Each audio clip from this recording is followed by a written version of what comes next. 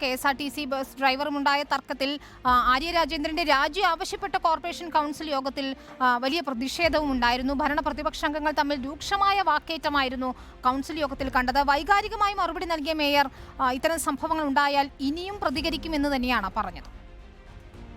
പതിവ് കൗൺസിൽ യോഗത്തിൽ BJP അംഗങ്ങളാണ് വിഷയമുന്നയിച്ചത്. മേയർക്കെതിരായ മുൻകാല ആരോപണങ്ങളും BJP കൗൺസിലർമാർ ഉയർത്തി. പ്രതിരോധവുമായി ഭരണപക്ഷം കൂടി രംഗത്തെത്തിയതോടെ ചേരിതിരിഞ്ഞുള്ള വാക്കേറ്റമായി.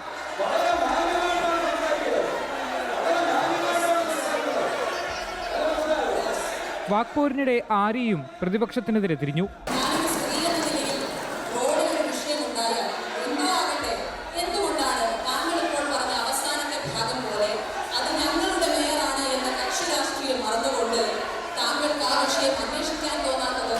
കൗൺസിൽ ഹാളിലെ മൈക്ക് ഓഫ് ചെയ്തതോടെ BJP അംഗങ്ങൾ യോഗം ബഹിഷ്കരിച്ചു. എങ്കിലും മേയർ യോഗ നടപടികളുമായി മുന്നോട്ടു പോയി. വിവാദങ്ങളിൽ മേയർ നിലപാട് വിശദീകരിക്കുകയും ചെയ്തു. വികാര നിർഭരമായിരുന്നു മേയറുടെ പ്രതികരണം.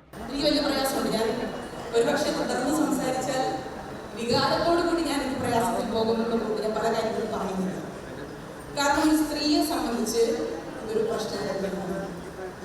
ആ പ്രശ്നത്തിൽ മേയർ ആര്യ രാജേന്ദ്രൻ മാത്രമല്ല, അതിനപ്പുറം എൻ്റെ സഹോദരൻ, എൻ്റെ സഹോദരൻ്റെ ഭാര്യ, മറ്റൊരു സഹോദരൻ, എൻ്റെ ഭർത്താവ് അടങ്ങുന്ന കുടുംബം.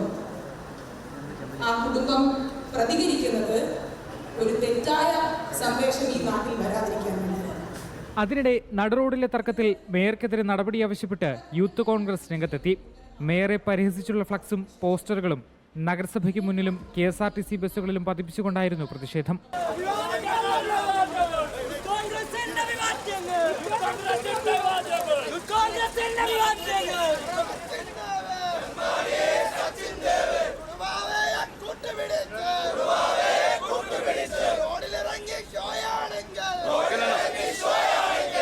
റിപ്പോർട്ടർ, തിരുവനന്തപുരം.